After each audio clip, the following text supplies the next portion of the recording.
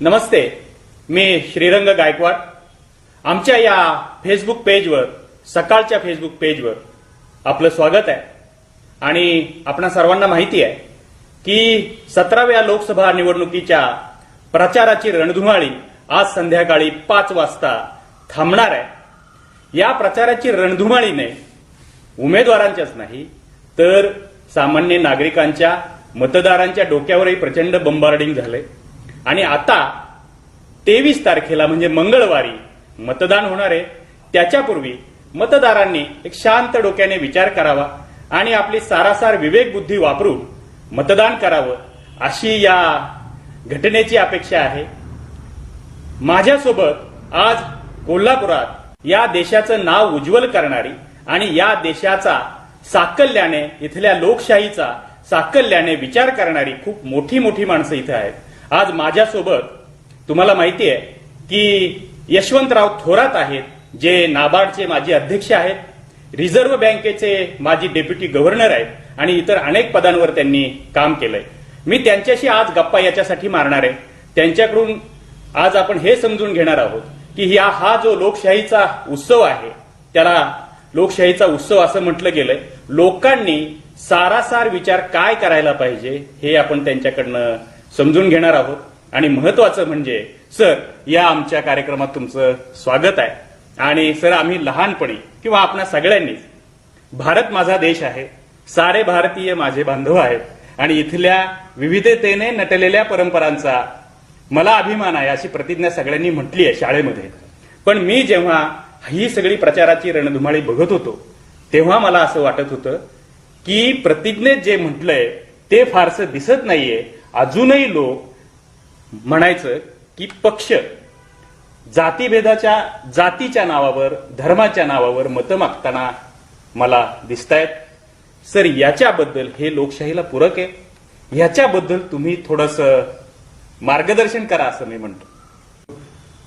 गायकवाड साहेब, नमस्कार. नमस्ते. मार्गदर्शन करण्याची माझी लायकी नाही, पात्रताही नाही, पण आयुष्यातले काही अनुभव आहेत ते आपल्याशी शेअर करतो. Yes sir. जवळजवळ 60 वर्षापूर्वी, 60-65 वर्षापूर्वी एक योग आला होता. माझे वडील त्यावेळी चीफ ऑफ जनरल स्टाफ होते, त्याच्यामुळं पंडित जवाहरलाल नेहरूंच्या बरोबर ब्रेकफास्ट घेण्याचा एक योग आला होता.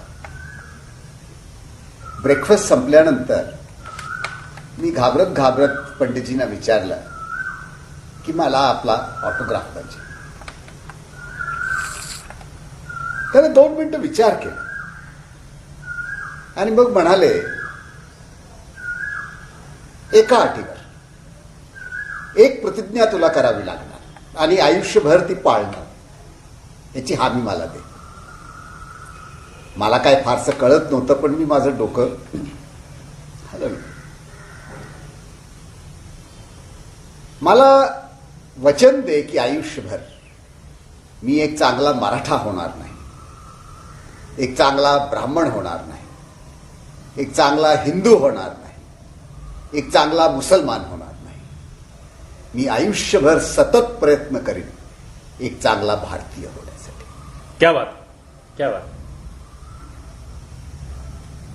ज्या दिवशी मी ही प्रतिज्ञा केली त्या दिवशी माझ्या लक्षात आलं नाही की ह्याला पाळणं किती अवघड होणार आहे आयुष्यात. ज्या काळी ही प्रतिज्ञा केली होती त्या काळी आम्ही स्वतंत्र झालो होतो आणि सगळ्या देशात एक लाट होती देशप्रेमाची. आणि मागच्या 70-72 वर्षात मी बघितलंय त्या लाटीचा वेग कसं कमी झालाय.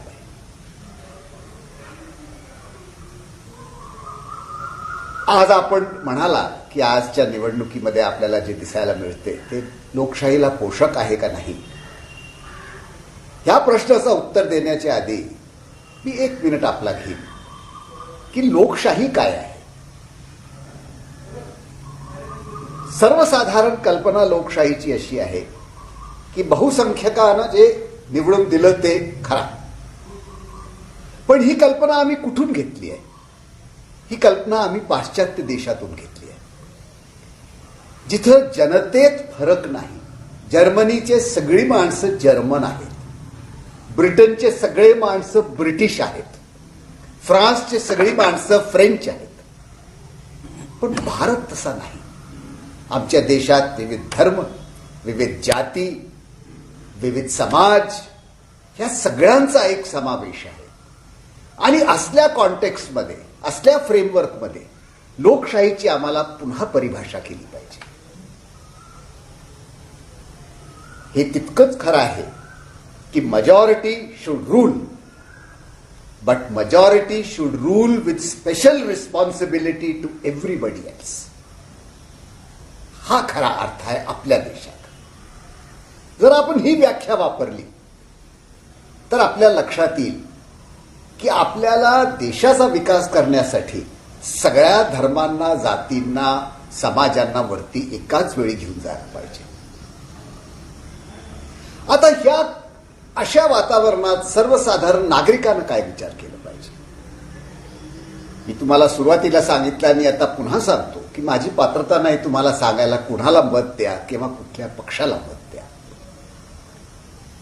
पण कसा विचार करा ह्याच्यावर 2 शब्द नक्की बोलू शकतो. होय सर. संपादक साहेब, मला असं वाटतंय की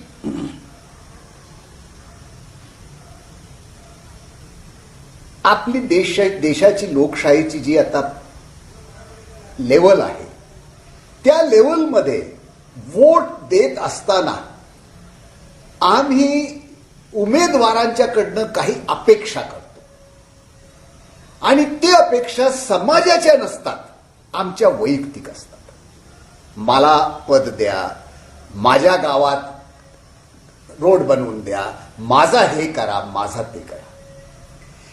थोडक्यात the present election or the previous elections are a negotiation between voter and उमेदवार.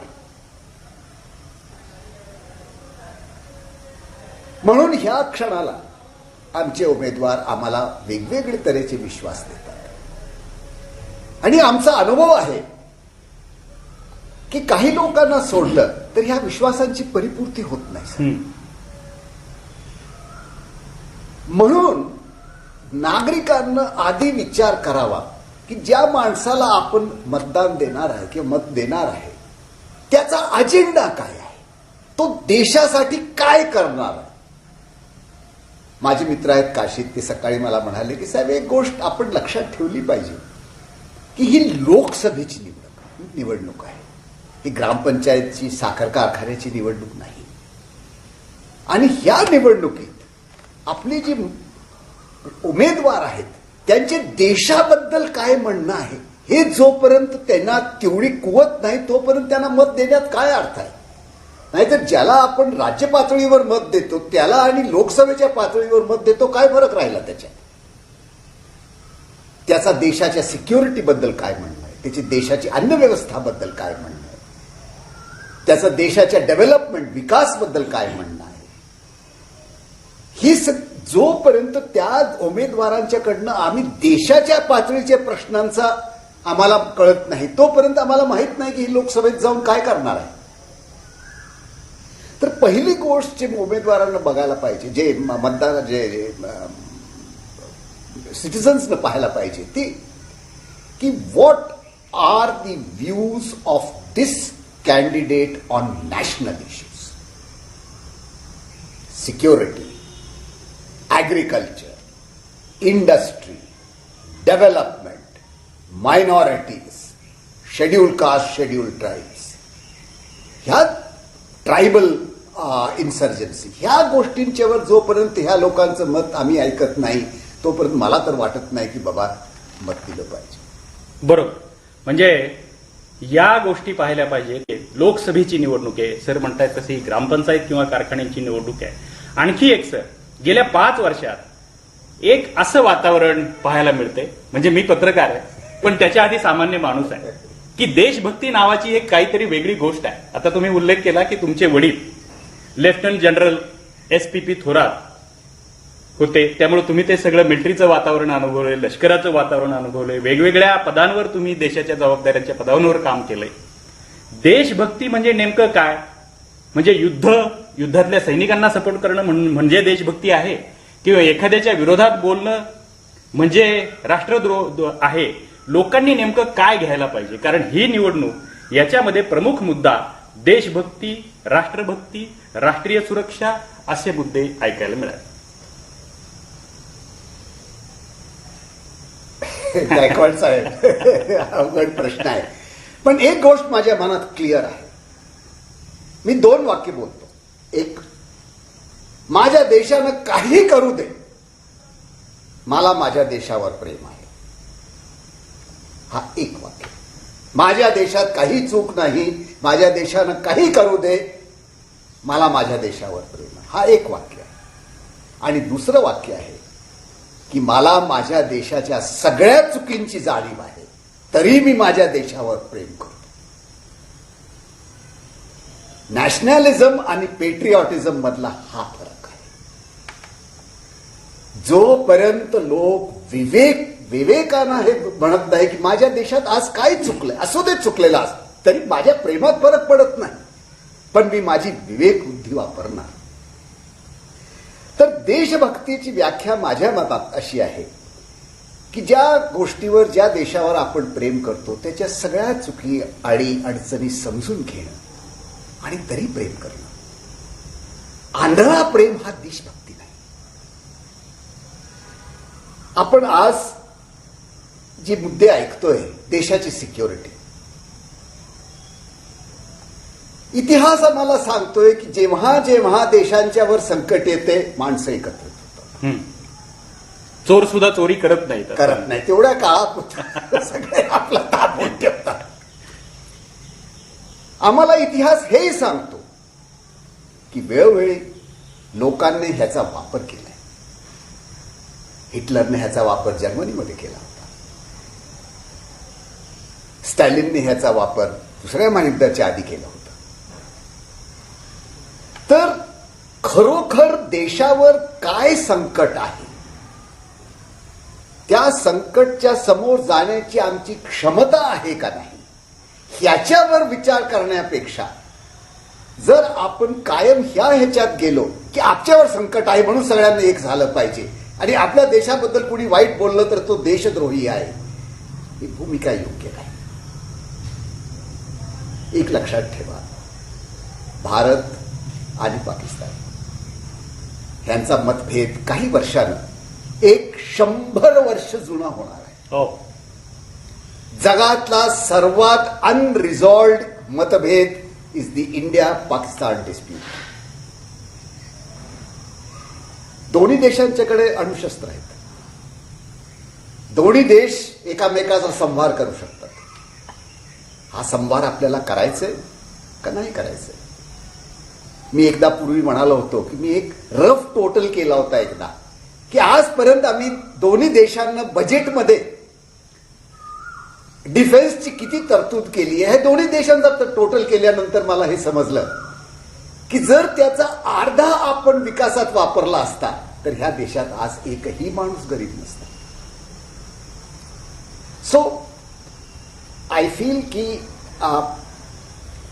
आपला प्रश्न होता की आज हे देशाच्या ह्याच्यावर संकट आहे किंवा ह्या गोष्टींच्या बाबतीत, तर मला वाटते की संकटाचं तोंड आपण दिलं पाहिजे आणि आपला लष्कर तोंड देण्याच्या पात्रतेचं आहे. आजच्या वातावरणात मला कधी कधी भीती वाटते की जर मी तुमच्या बरोबर नाही तर तुमच्या विरुद्ध आहे. हा जो एक विचार, हा जी एक विचारसरणी मी पाहतो ते मला देशाच्यासाठी घातक वाटते. कारण मी जर सांगितलं, जर मी माझा विवेक वापरून सांगितलं की बाबा मला ही चुका दिसतात, त्याचा असा अर्थ होत नाही की मी देशद्रोही आहे. बरोबर. म्हणजे सर असं म्हणतायत की चुका सांगणं म्हणजे तुम्ही देशद्रोही आहात, म्हणजे तुम्ही आमचे कट्टर वैरी आहात, शत्रू आहात, असा अर्थ त्याचा नव्हे. आणखी सर की या निवडणुकीमध्ये मी जसं सुरुवातीला म्हणालो की नॉन इश्यू आणि इश्यू, म्हणजे त्याला मराठीत म्हणायचं गुद्दे आणि मुद्दे, ते मुद्द्यांवर नव्हते, गुद्द्यांवर ही निवडणुकीचा प्रचार फार मोठा.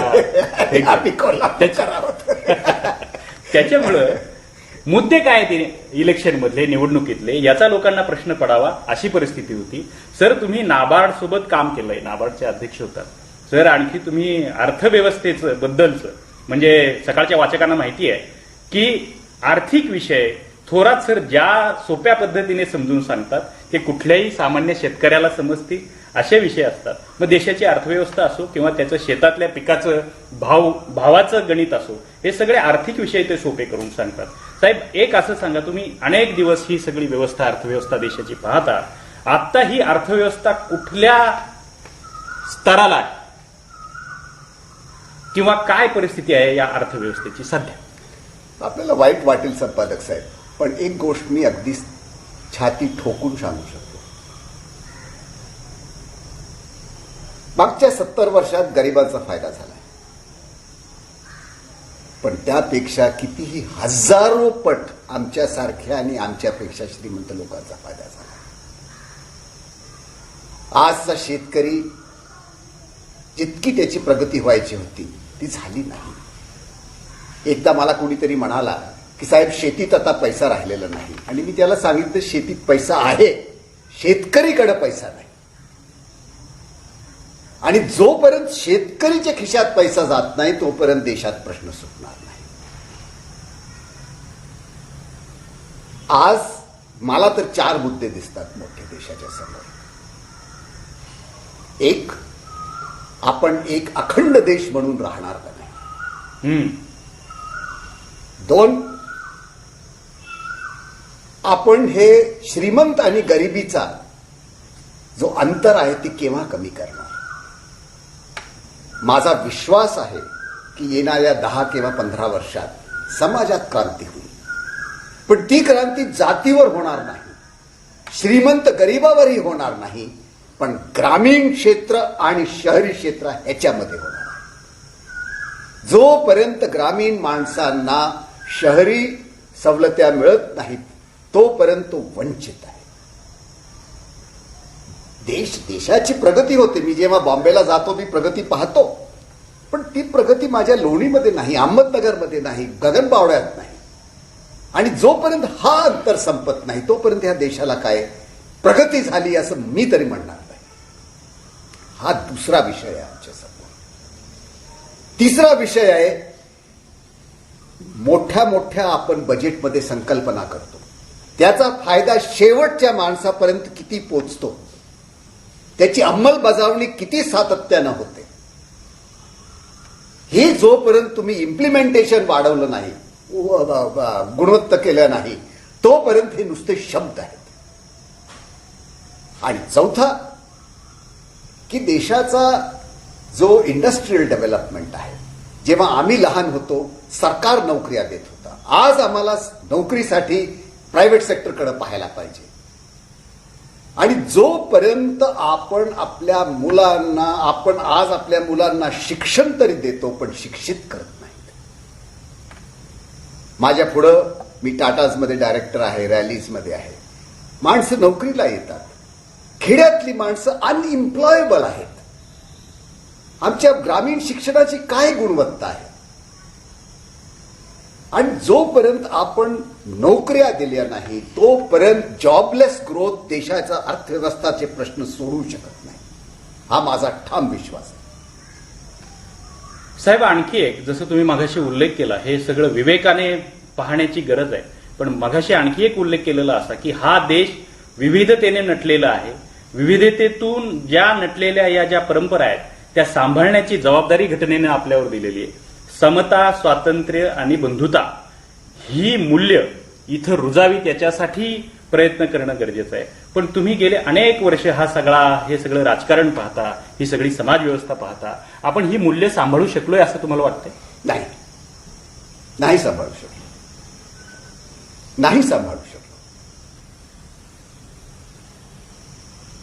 आपल्यासमोर गुळगुळीत बोलणं आणि गोंडस शब्दात आमच्या फेलियरला ड्रेस करणं हे मला योग्य वाटत नाही. आपले इतके वाचक आहेत, त्यानं नुसतं स्वतःला विचारावं. चूक त्या समाजाची असो किंवा ह्या समाजाची असो, चूक ह्या धर्माची असो किंवा ह्या धर्माची असो, in the end we are all Indians. जोपर्यंत आम्ही एक म्हणून पुढे जात नाही तोपर्यंत देश विभाजित तरी होणार, नाहीतर त्याचा विकास अनइव्हन होणार आणि अंतर लोकांच्यात वाढत जाणार.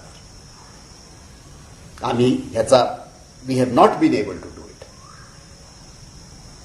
आणि ह्याच्या बाबतीत मला खेदही आहे आणि खंतही आहे.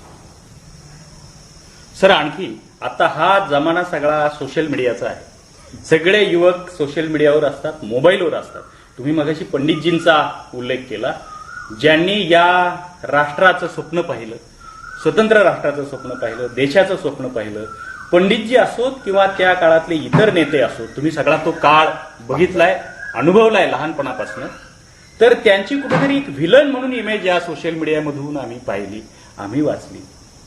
तुम्ही सांगा की पंडितजींसारखे नेते, त्यांचं धोरण काय होतं, त्यांची देशाकडे या समाजाकडे बघण्याची दृष्टी काय होती, अशी काही उदाहरणं, जसं तुम्ही मगाशी एक उदाहरण सांगितलं तशी त्यांचं काय, किंवा आणखी काही नेत्यांची उदाहरणं जी तुम्ही अनुभवली, अशी एखाद दोन शेअर करा प्लीज.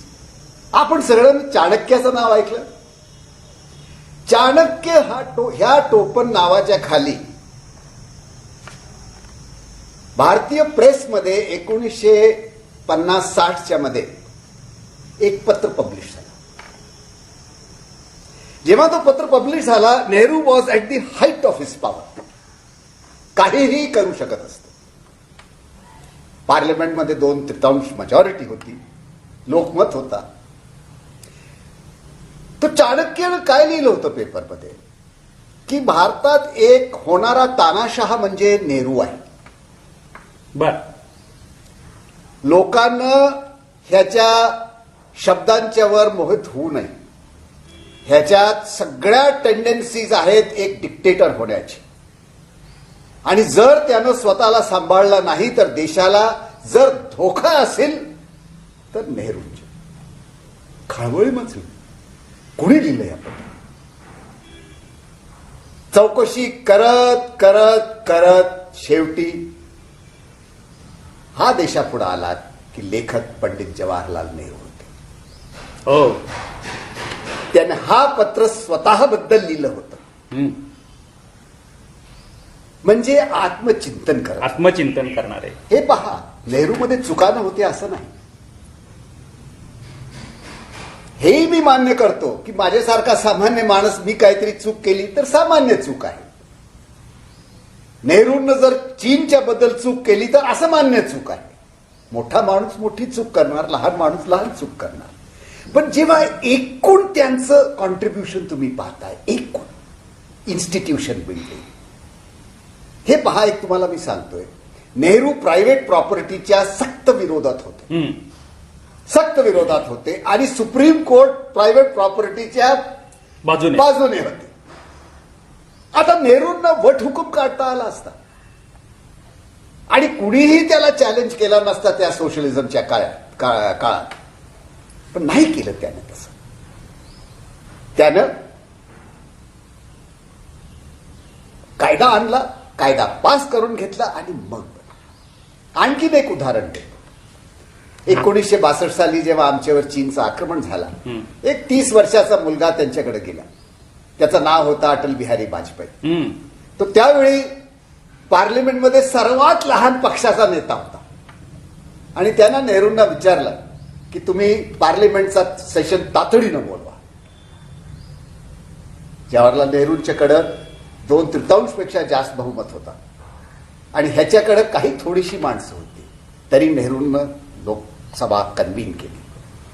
नंतर लोकसभा कन्व्हीन झाल्यावर पहिला जो स्पीकर उठला बोलायला, त्यानं सांगितलं की ह्याची प्रोसिडिंग सगळ्या सिक्रेट असाव्या. नेहरू म्हणले नाही, देशाला माहीत असणं गरजेचं आहे. पण तो भाग नाही. 2 दिवसानंतर त्या युवकाचं टर्न आली बोलायला. अटल बिहारी उभा राहिले आणि 2 तास त्यानं नेहरू आणि भारतीय काँग्रेस पक्षाचा हाल केला. काँग्रेस पक्षाचे जे विधायक होते त्यापैकी काही बोलायला उठले. नेहरूनं सगळ्यांना शांत केला. एक माणूस बोलणार नाही जोपर्यंत हा माणूस संपत नाही, आपला भाषण संपत नाही. कारण लोकशाही त्या दिवशी त्याने लोकसभेत सांगितलं होता, लोकशाहीचा अर्थ नुसतं बोलण्याचं स्वातंत्र्य नाही, ऐकण्याची जबाबदारी आहे. आणि 2 तास अटल बिहारी वाजपेयीचा क्रिटिसिझम शांतपणे पूर्ण लोकसभेत ऐकण्यात आला. ह्याला लोकशाही. ही प्रथा जी पाडल्या गेल्या ही फार मोठ्या प्रथा होत्या. Institute of science, institute of fundamental research, agricultural research, ही सगळ्या मोठ्या मोठ्या संस्था केव्हा सुरू झाल्या. डॅम्स, भाकडा, स्टील, बोकारो, ही जी निर्णय घेतले होते त्या निर्णय त्यावेळी घेतले म्हणून आज आम्ही we are in a position to compete with China.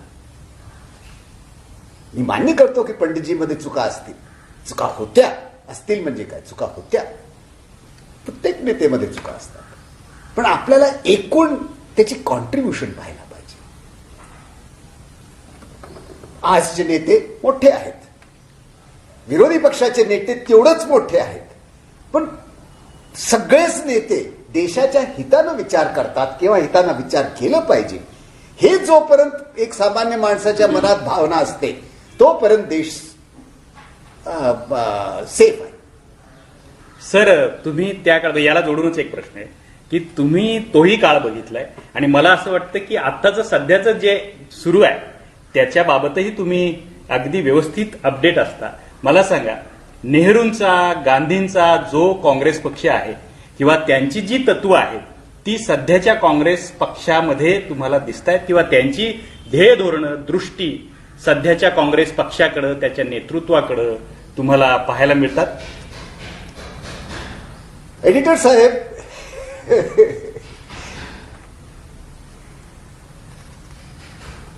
माझा विश्वास सॉव्हरेन, सेक्युलर, डेमोक्रॅटिक रिपब्लिकमध्ये आहे. लोकशाही, सेक्युलरिझम, डेमोक्रेसी ह्याच्यात आहे. काँग्रेसच्या पुढं आज आत्मचिंतन करण्याचा वेळ आहे. कारण काँग्रेस ह्याच प्रिन्सिपल्सच्या वर आधारित आहे. निदान आधारित व्हावं आणि राहावं, पण त्याला आत्मचिंतन करण्याची गरज आहे की इलेक्शनमध्ये नुसतं मतं मिळवण्यासाठी ते वाहत तर निघाला नाही. आणि जर काँग्रेसच्या नेत्यांना ह्याचं आत्मचिंतन केला आणि विचार केला, आणि मी काही त्या नेत्यांच्या पैकी लोकांच्या बरोबर काम केलेलं आहे, माझी खात्री आहे की ते योग्य मार्गावर येईल. पण जर आपल्या प्रश्नाचं उत्तर द्यायचं असेल तर मला मान्य करावं लागेल की आजच्या तारखेत त्यांना आत्मचिंतन करण्याची गरज आहे. सर, मी काँग्रेसवर विचारलं आणि तुम्ही मत व्यक्त केलं. तर आपण मगाशी अटलजींची आठवण काढली, आता हेच तुम्ही भाजपच्या बाबतीत सांगा, जो आता सत्ताधारी आहे. सर,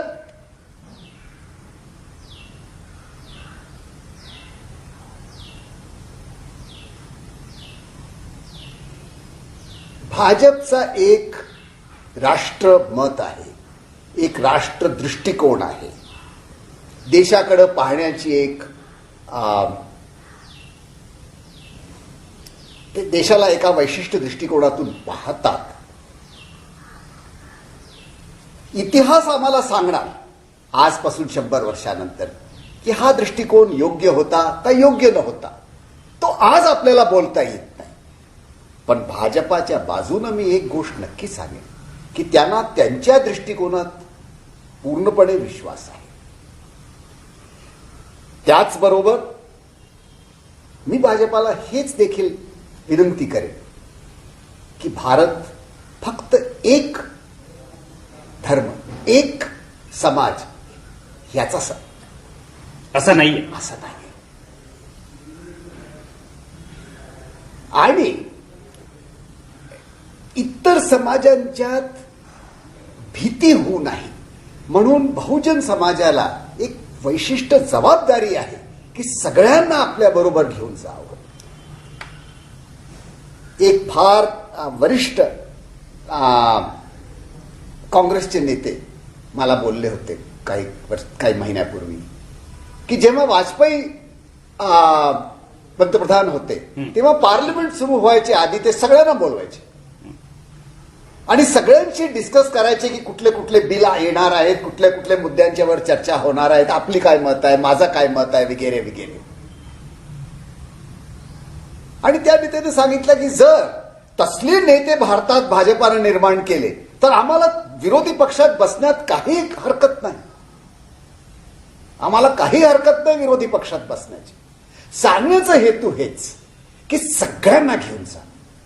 पार्लिमेंट मध्ये हे दोन हिंदुस्थान पाकिस्तान नाही, हे देश आहे आमचा जो पार्लिमेंटमध्ये बसलेला आहे आणि ह्या सगळ्या देशाला घेऊन तुम्ही चाला. तेवढंच माझं म्हणणं आहे. सरकार कुठे, आम्ही सरकारी नोकर होतो आणि आम्ही जेव्हा नोकरीला लागलो आम्हाला स्पष्टपणे सांगितलं गेलं, so long as government is elected by law you will obey. तर आम्हाला भाजप काय आणि काँग्रेस काय ह्याच्यात फरक वाटत नाही, पण देश म्हणून ही काहीतरी आहे. सगळ्यांना सोबत घेऊन जायला पाहिजे. मला वाटतं हे सगळ्या पक्षांना लागू होतं, सगळ्या पार्टीजना लागू होतं, सगळ्या नेत्यांना लागू होतं. फार मोलाचं सर आपल्याला सांगतायत. आणि सर आणखी एक प्रश्न, आपण कोल्हापुरात बसलेलो आहोत आणि हे कोल्हापूर म्हणजे लोकराजा राजर्षी शाहू छत्रपतींचं कोल्हापूर. आणि माझी अशी भावना आहे, लोकशाहीची बीजं जी रोवली गेली ती या कोल्हापूरच्या मातीतून. आणि जरा वेगळ्या अर्थाने मी त्यांना स्वतः या लोकराजाला काय देव मानतो किंवा मी त्यांचा भक्त. मी सुद्धा आज मी इथं बसलो नसतो जर त्या राजानं माझ्या आजोबांच्यासाठी हॉस्टेल बांधून त्यांना पुढे शिकण्याची संधी दिली नसती. करेक्ट. तुम्ही एकदा बोलताना मला असं म्हणालात की या लोकराजानं देशात पहिल्यांदा कौटुंबिक हिंसाचाराचा कायदा नियम इथं केला. आता आपण कोल्हापुरात आहोत आणि या लोकशाहीवर या निवडणुकांवर बोलत आहोत, तर तुम्ही एक दोन किस्से, एक दोन गोष्टी काहीतरी ज्या तुम्हाला भावलेल्या आहेत त्या शाहू महाराजांच्या प्लीज सांगा.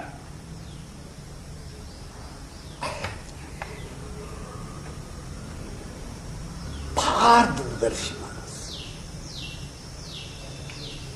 आपल्या परेलमध्ये एकदा गेले महाराज मुंबईत.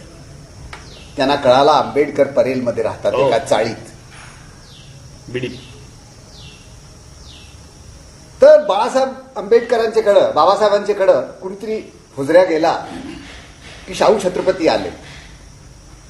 तर बाबासाहेब खाली यायला तयार झाले त्यांना रिसीव्ह करायला. आणि तो माणूस म्हणला, साहेब येऊ नका, महाराजांना सांगितलंय मी स्वतः येईन. आणि हा नेता खरा पुढचा भविष्याचा नेता आहे. हे पहा,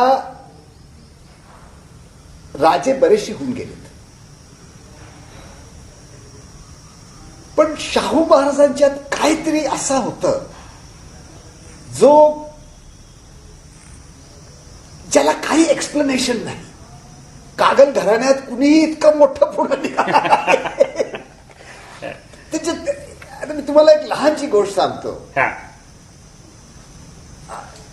1925-26 साली माझ्या वडिलांची निवड झाली इंग्लंडला शिकायला, इंग्लंडच्या रॉयल मिलिटरी कॉलेजमध्ये शिकायला.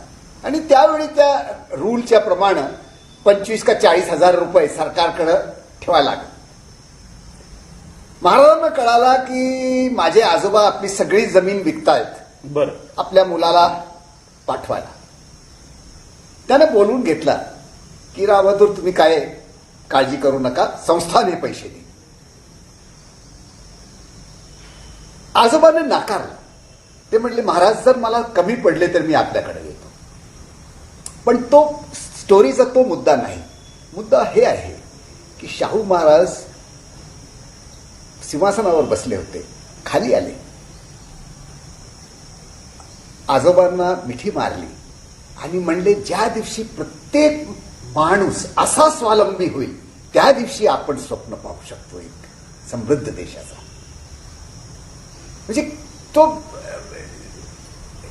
त्याने, मी परवा दिवशी कुणीतरी मला सांगत होता की त्यानं एक आपल्या नोटिंगमध्ये कुठेतरी लिहून दिलंय, राजाराम महाराजांना त्यानं एक नोट पाठवला की ह्या PC पाटीलच्या वर लक्ष ठेवा. बरं. हे फार कामाचा माणूस आहे, ह्याचा वापर करून घ्या. तर बघा किती महाराज कुठं, पीसी पाटील कुठं, पण किती बारकाईनं त्या माणसाला लोकांना परखण्याची. माझे आजोबा पहिले संस्थानातले पहिले मुलगा होता जो मॅट्रिक्युलेट झाला. बोलवला त्याला, पणाला होते. काय म्हणले, काय करणार पुढं? काय नाही म्हणले, परत जाऊन शेती करणार आहे. का शिकायचं नाही काय पुढं? आहे म्हणले, पण तुमच्या कोल्हापुरात येऊन कोण शिकणार, फार खर्च होतो. हा, हे बरोबर आहे. मी काय तुझी फी वगैरे माफ करण्यात मला काय विशेष हे वाटत नाही, पण तुझा प्रॉब्लेम जेन्युइन आहे. तुझ्यासाठी आणि तुझ्यासारख्या मुलांच्यासाठी मी कोल्हापुरात एक वसतिगृह बांधणार, जिथं तुम्ही गावातून या, राहा, शिधा आणा आणि शिका. आणि तिथंच थांबले नाही, मराठा बोर्डिंग बांधलं, मुस्लिम बोर्डिंग, हे जे वसतिगृहाची चळवळ सुरू केली महाराजांनी, केली महाराजांनी. खरं हे कुणीही केलेली नाही भारतात, देशात कुणी नाही, कुणी नाही केली. खरं. सर, एक शेवटचा प्रश्न तो असा की सुरुवातीला मी जसं विचारलं, हे तुम्ही सगळं साकल्याने बोललात. आता परत एकदा, जसं तुम्ही म्हणालात की विवेकानं विचार करण्याची गरज आहे, आता परत एकदा 23 तारखेला मतदान आहे. लोकांना तुम्ही काय आवाहन कराल? तुम्ही त्याला विनंती म्हणा, आवाहन म्हणा, ते काय कराल? संपादक साहेब, संस्कृतमध्ये 2 शब्द आहेत, प्रेयस आणि श्रेयस. प्रेयस म्हणजे जी माणसाला प्रिय असतं, आणि श्रेयस म्हणजे जो श्रेष्ठ असतं. आपण सर्वसामान्य माणूस आहात,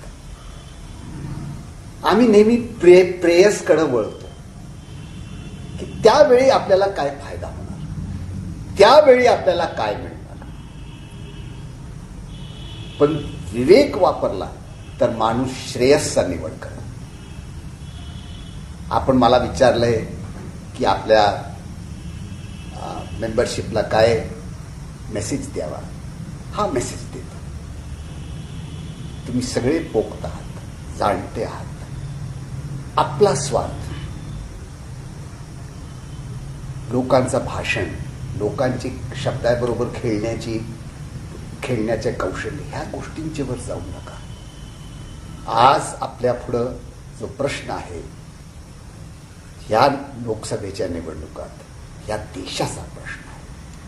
विवेक वापरा, श्रेयसची निवड करा आणि ह्या देशाला तिथं पुन्हा घेऊन जावा जिथं हजारो स्वातंत्र्य सैनिक जे मेले आपल्या युद्धासाठी, त्यानं जे स्वप्न पाहिला होता ते एकदा पुन्हा साकार करा. साहेब, धन्यवाद. मी तुमचे आभार मानतो.